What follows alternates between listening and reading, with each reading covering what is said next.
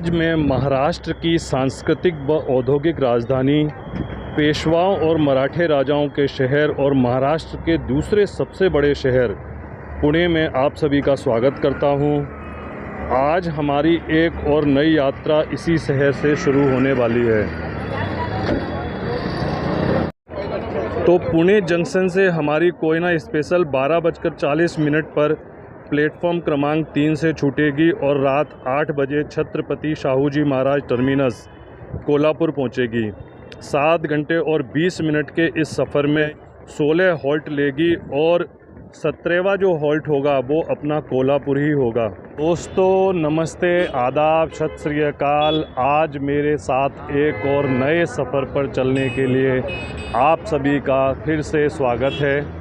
तो आइए चलिए मेरे साथ एक और रोमांचक और खूबसूरत वादियों के सफ़र पर। घूमो इंडिया मेरे साथ। तो अभी समय हुआ है 11:15 और कुछ इस तरीके का नज़ारा है हमारे पुणे के रेलवे स्टेशन का।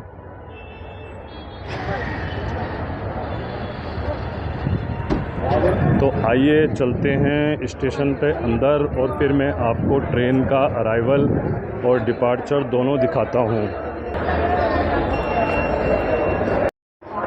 और मैं पुणे जंक्शन की बात करूँ तो यहाँ पर टोटल 4 ही प्लेटफॉर्म हैं और इसे जंक्शन इसलिए कहा जाता है क्योंकि यहाँ से एक लाइन कोल्हापुर के लिए गई है, दूसरा दौंड होते हुए आगरा होते हुए दिल्ली की तरफ गई है और तीसरी लाइन मुंबई की तरफ गई है।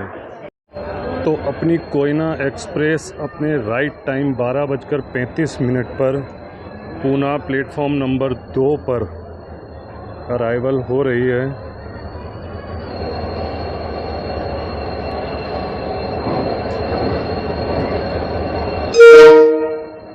WDP 4D 40585 डीजल लोकोमोटिव है।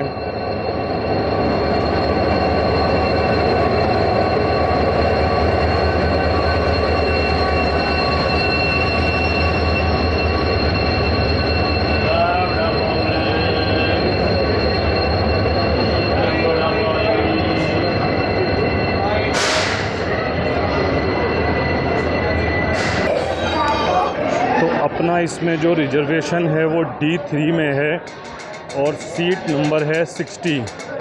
तो आइए चलते हैं। ये है D3 और तो ये है अपना सीट नंबर 60 विंडो साइड।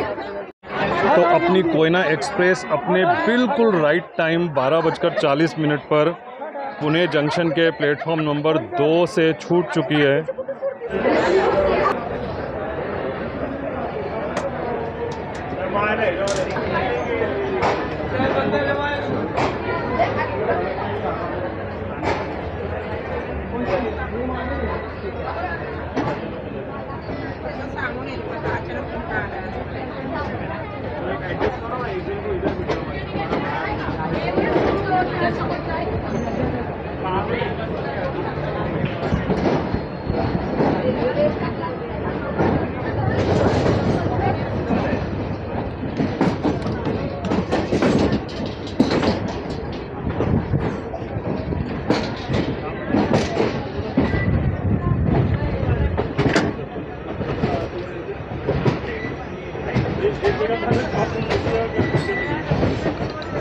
ये जो पूरा सेक्शन है ये बहुत हरा भरा है, बहुत सुंदर है और सह्याद्री पर्वत से चारों तरफ से घिरा हुआ है। बीच बीच में आपको सह्याद्री पर्वत की श्रृंखलाएं दिखती रहेंगी।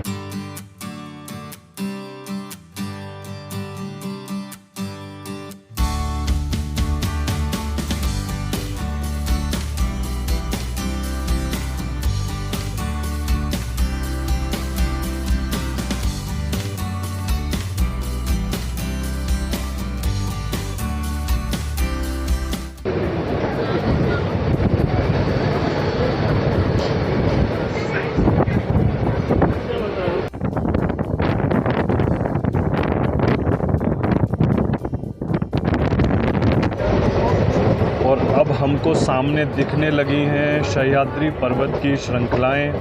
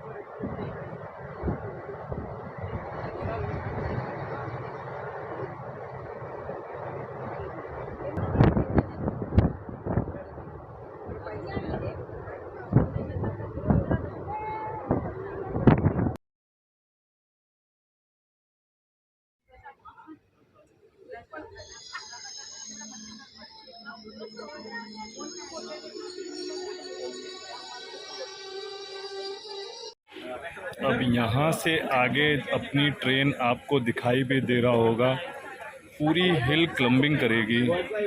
अब यहाँ से आगे पूरी ऊंचाई ही ऊंचाई है और उसी पर हमारी ट्रेन चढ़ती जाएगी। तो अभी आपको आगे दिख रहा होगा लोकोमोटिव कितनी ऊंचाई पर खड़ा है और हम कितने नीचे हैं। तो वो आपको सामने आती हुई दिख रही होगी दूसरी ट्रेन, पहाड़ों के बीच से घूमती हुई आ रही है।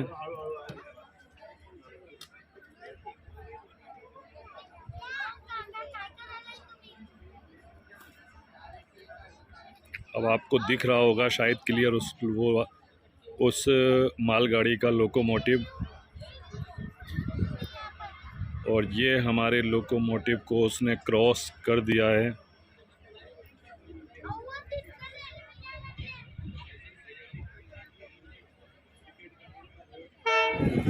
बाबा ये प्रैक्टिस करता था कि वो बंदा मेरे को अब अपनी ट्रेन ऊपर चढ़ाई पे चढ़ती जा रही है, और चढ़ाई पर, और देखो लोकोमोटिव और ऊंचाई पर पहुंच गया है। मैंने कंपेयर कर रहा परमेश्वर से, परमेश्वर तुमको से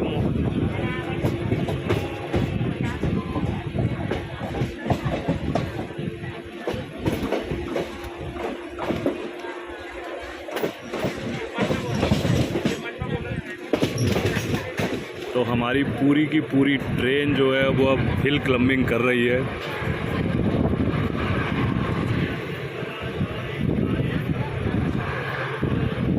और अब आप इंजन की, लोकोमोटिव की आवाज़ देखो, वो चेंज होती जाएगी यहाँ से, क्योंकि उसको बहुत सारा वैक्यूम बनाना पड़ेगा, प्रेशर बनाना पड़ेगा इस ट्रेन को पुल करने के लिए।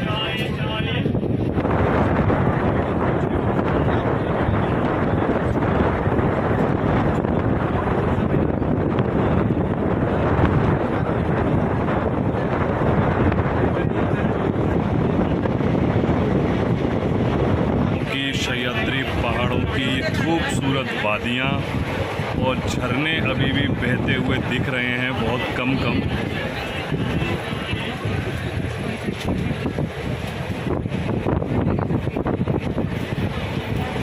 अगर मानसून में यहाँ आया जाए बारिश के मौसम में तो बहुत ही सुंदर नज़ारे होते हैं। और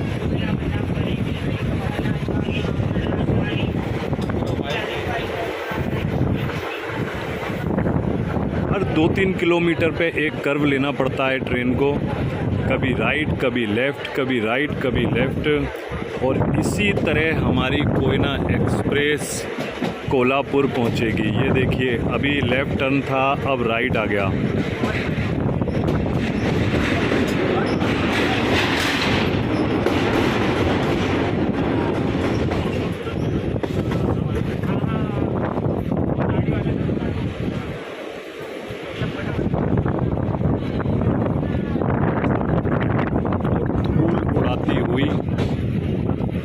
हमारी ट्रेन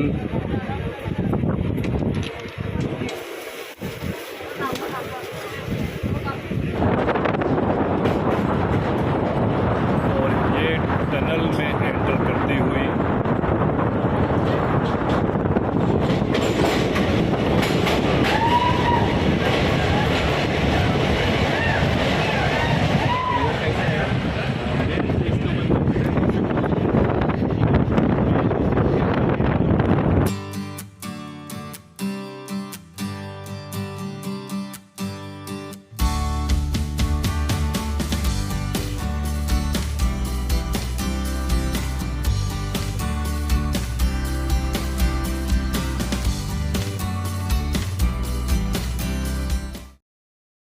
तीसरी टनल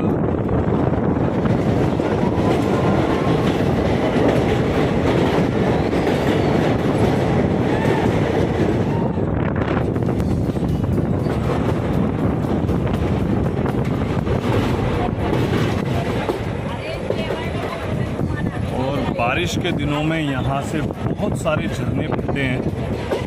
तो ये जो पूरा सह्याद्री पर्वत का ये जो इलाका है पूरा, ये बहुत सुंदर हो जाता है, इसमें 4 चांद लग जाते हैं। और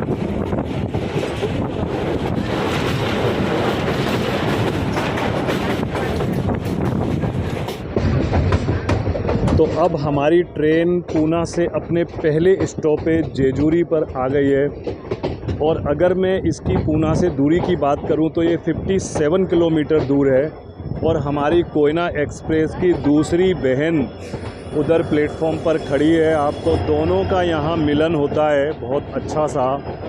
और वो दिख रही है आपको दूसरी कोल्हापुर मुंबई कोयना एक्सप्रेस, और एक कोयना एक्सप्रेस ये है जिसमें हम सफ़र कर रहे हैं। तो दोनों का आपस में मिलन यहाँ हो चुका है।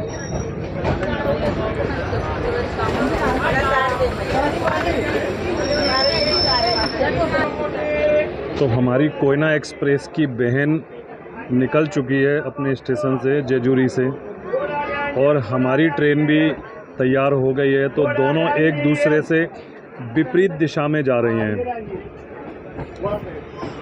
पे आपको अंजीर बहुत सारी मिलेंगी क्योंकि यहाँ अंजीर की खेती बहुत होती है। और बहुत सारे पेरू मिलेंगे, पेरू मतलब अमरूद, और एक सीताफल, सीताफल मतलब शरीफा। ये तीनों चीज़ें आपको इस स्टेशन पर बहुत ज़्यादा बिकती हुई मिलेंगी। तो दोनों ट्रेनों का मिलन हो गया और दोनों अपने अपने रास्ते पर निकल पड़ी हैं। और इस जेजूरी जंक्शन की मैं बात बता दूं, यहाँ एक खंडोबा मंदिर है जिनको भगवान शिव का अवतार कहा जाता है। तो उस खंडोबा मंदिर के दर्शन करने के लिए जेजूरी पर उतरना पड़ता है। और जितने भी खंडोबा भगवान के भक्त हैं वो यहाँ जेजूरी आते हैं और खंडोबा महाराज के दर्शन करने जाते हैं।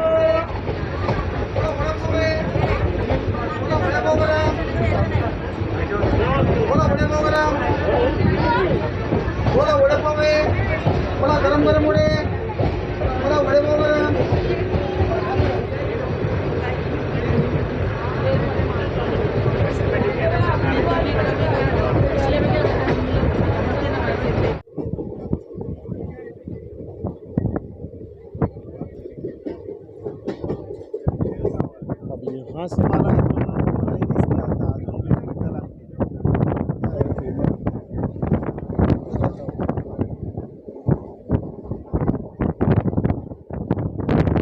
तो उस तरफ घूम रही है।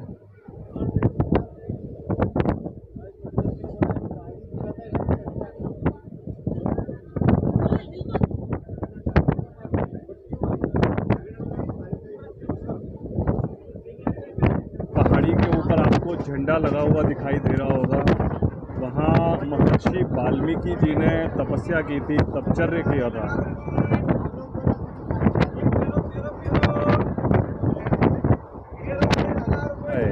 गुफा है, नेचुरल गुफा है। इसके अंदर जाके वो बैठते थे। अच्छा, उस गुफा के अंदर बैठा करते थे, तब तपचर्या किया करते थे। तो कितने साल तक किया था उधर? तपस्या का साल तो नहीं पता, लेकिन जिन्होंने रामायण लिखा था वो वहाँ पे जाके साधना करते थे। अच्छा, तो अब अपनी कोयना एक्सप्रेस नीरा पर आ गई है। और अगर पूना से इसकी दूरी की बात करें तो ये पूना से 85 किलोमीटर दूर है। और ये भैया हैं जो नीरा के ही हैं, इन्होंने हमें रास्ते की बहुत सारी इन्फॉर्मेशन दी हैं, बहुत सारी जानकारियां दी हैं। तो क्या नाम है सर जी आपका? संदीप नाम है भैया का, और ये नीरा तक ही थे हमारे साथ। अफसोस है अगर आगे तक होते तो और अच्छी जानकारियां देते, क्योंकि मैंने कभी इस पूरे रूट को दिन में कवर नहीं किया है। मैंने वैसे 10 साल तक इस रूट पे चला हूँ, लेकिन हमेशा रात में ही कवर किया था। तो दिन में आज इन्होंने मुझे बहुत सारी जानकारियाँ दी हैं। तो संदीप जी आपको बहुत बहुत धन्यवाद उसके लिए, थैंक यू। नीरा स्टेशन है, इस जगह का नाम नीरा नदी के नाम पर रखा गया है। और पंढरपुर जो है, कोल्हापुर से आगे एक पंढरपुर है, तो पंढरपुर की जो पालकी है वो नीरा नदी में स्नान करके ही आगे जाती है। ये भी हमें अभी संदीप जी ने ही बताया है।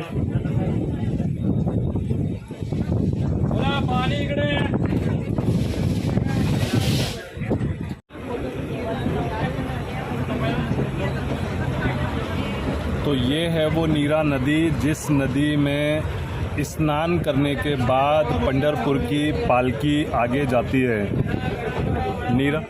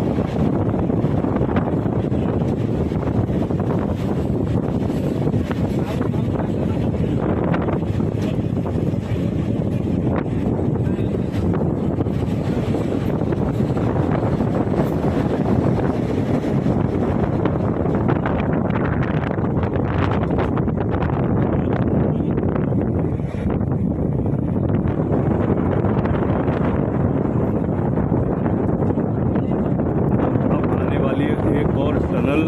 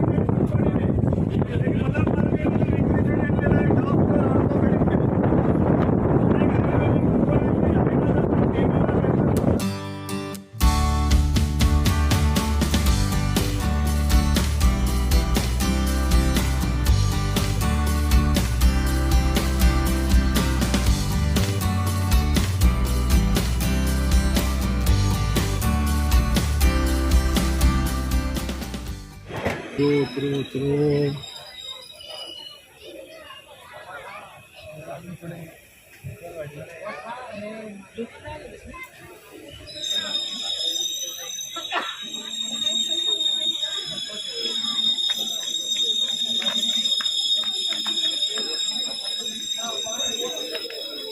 तो अपनी कोयना एक्सप्रेस अपने चौथे हॉल्ट बाठार स्टेशन पर आ गई है। और अगर पूना से इसके डिस्टेंस की बात करें तो ये पूना से 120 किलोमीटर है।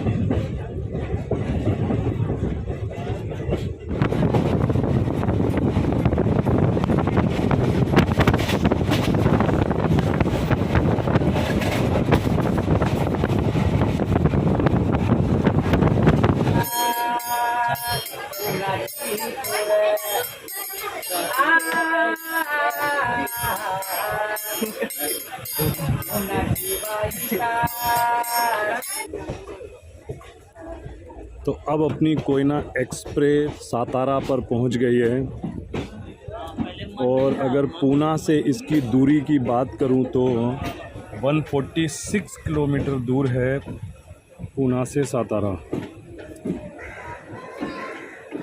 और यहाँ पर कुछ आपको बहुत सारे पक्षियों के ये बने हुए दिखाई दे रहे होंगे। तो अगर आपको कभी महाबलेश्वर घूमने जाना हो तो आप यहाँ सातारा स्टेशन पर भी उतर सकते हैं और इससे पहले जो स्टेशन पड़ा था बाठार, वहाँ भी उतर सकते हैं। सर बता रहे हैं कि यहाँ से 65 किलोमीटर दूर है और बाठार से कितना है? उतना ही है, सेम। बाठार से भी सेम है, लेकिन वहाँ से व्हीकल वगैरह मिल जाता है। और वो जो अभी आपने दीवार के ऊपर बहुत सारे पशु पक्षी और जानवरों के चित्र बने हुए देखे थे तो वो महाबलेश्वर के ही हैं, क्योंकि ये वहाँ ये सारे यहाँ पर एक खास पठार, हाँ वहाँ पर मतलब जम्मू कश्मीर के जैसा वो बना है। अच्छा अच्छा कौन सा फूलों का बगीचा बोलते हैं? हाँ वैसा। अच्छा, वो जो जम्मू और कश्मीर में केसर गार्डन है उसके जैसा कुछ बनाया हुआ है। और यहाँ पे तो जब भी आपको महाबलेश्वर जाना हो तो आपको सातारा उतरना पड़ेगा।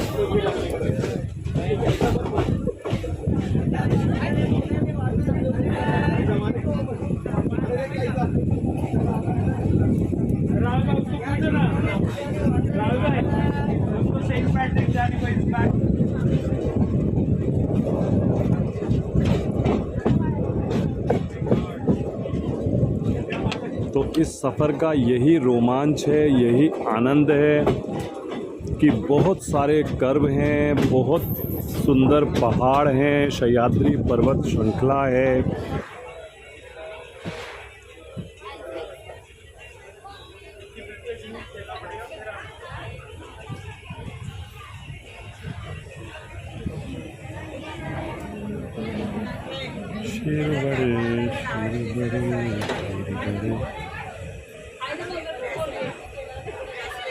इसके दोनों तरफ जो पेड़ दिख रहे हैं ये कोई मामूली बहुत पुराने पेड़ हैं ये। और महाराष्ट्र में आपको ऐसे रोड बहुत सारे देखने को मिलेंगे जिसमें दोनों तरफ से ऊपर से पेड़ों ने उस रोड को ढका होता है और नीचे तक धूप नहीं पहुंचती है। ऐसे रोडों पे चलने में बहुत मज़ा आता है।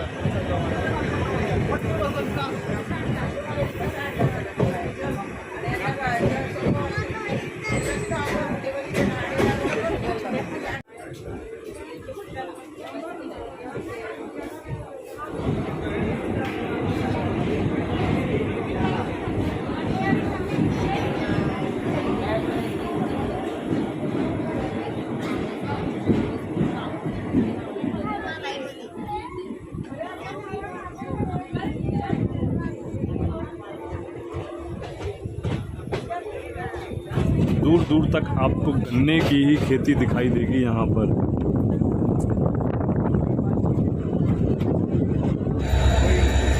कोल्हापुर गोंदिया महाराष्ट्र एक्सप्रेस।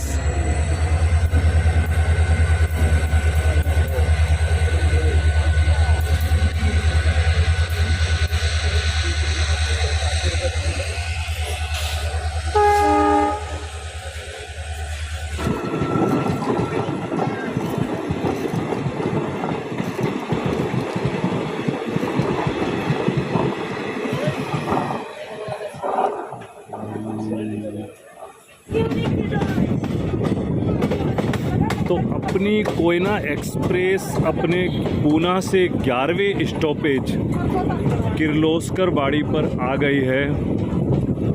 और पूना से अगर मैं इसकी दूरी की बात करूं तो ये पूना से 240 किलोमीटर दूर है।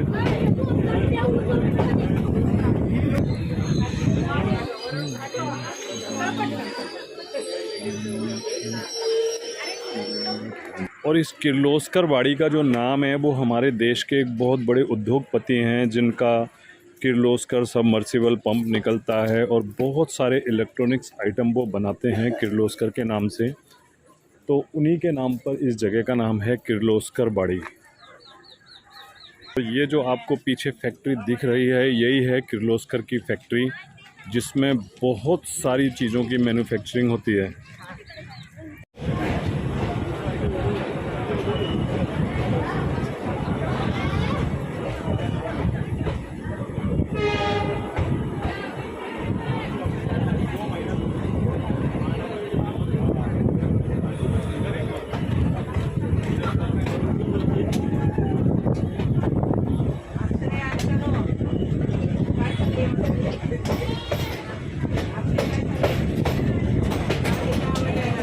ये पूरी जो फैक्ट्री आपको दिख रही है वहाँ से लेके और यहाँ तक पूरा प्लेटफार्म क्रॉस कर लिया हमारी ट्रेन ने। और फिर भी ये जो आपको सामने दिख रही है यही है किर्लोस्कर का मैन्युफैक्चरिंग प्लांट।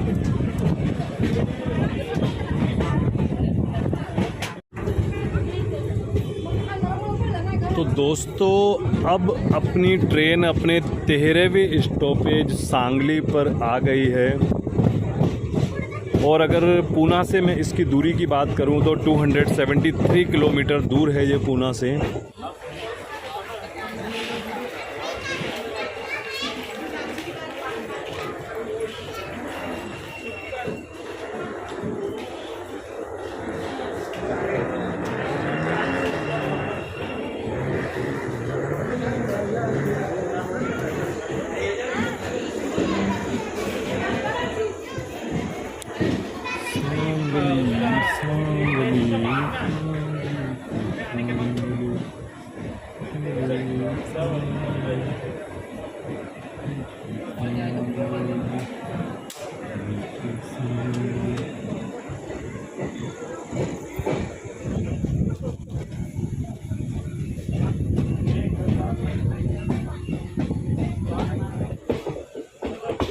तो अब अपनी कोयना एक्सप्रेस अपने सबसे ख़ास स्टेशन, जो इस रूट का सबसे बड़ा स्टेशन है, मेरठ जंक्शन पर पहुंच गई है। और मैं आपको बता दूं ये अपने रूट का जो इस ट्रेन का 15वां हॉल्ट है और पूना से 280 किलोमीटर दूर है। मेरठ को जंक्शन इसलिए कहा जाता है क्योंकि यहाँ से 3 अलग अलग रूट डाइवर्ट होते हैं। एक कोल्हापुर के लिए जिस रूट पर हम जा रहे हैं, दूसरा रूट गोवा और KSR बेंगलुरु के लिए, और तीसरा जिधर से हम आ रहे हैं पूना। तो इसलिए इसको जंक्शन कहा जाता है। और इस कोल्हापुर वाले रूट पर, पूना से कोल्हापुर वाले रूट पर ये स्टेशन बहुत ख़ास है, बहुत मायने रखता है।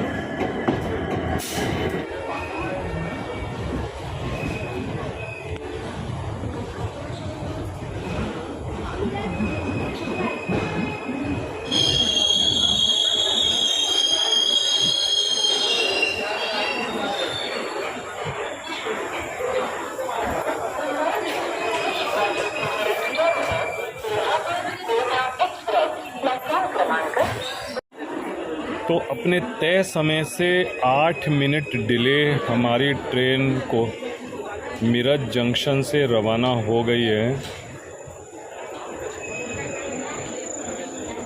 और यदि आपको गोवा जाना हो तो इसी रूट से जाना पड़ेगा, KSR बेंगलुरु की तरफ भी इसी रूट से जाना पड़ेगा, और कोल्हापुर जाना है तो भी इसी रूट से जाना पड़ेगा।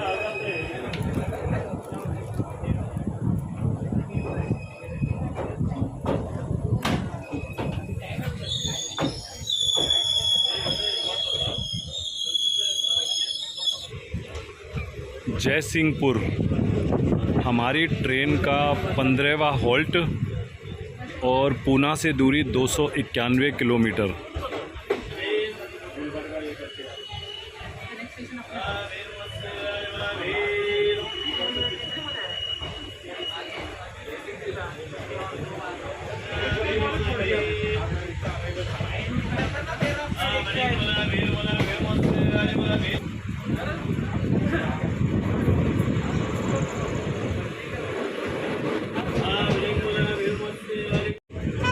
तो दोस्तों अब अपनी ट्रेन अपने 16वें और सेकंड लास्ट स्टॉपेज हाथ कंगले पर पहुंच गई है और इचलकरंजी जाने के लिए आपको यहां से ट्रेन बदलनी पड़ती है।